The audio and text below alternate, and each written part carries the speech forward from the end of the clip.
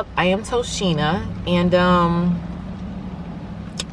about to lock my hair. Real deal, dreadlock. I would say it has been on my mind for quite some time now, but I'm gonna save that story for another video.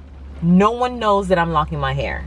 Not one person, not my dude, not my mom, not even my best friend. Never in a million years would any of them or the closest people in my life would think that I would do something like this with my hair, my natural hair.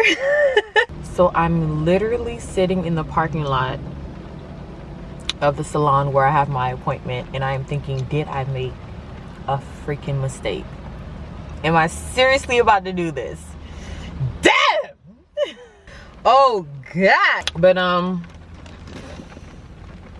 can't turn back now. I already gave her my deposit and it's non-refundable. So honey boo boo child, let's get this done.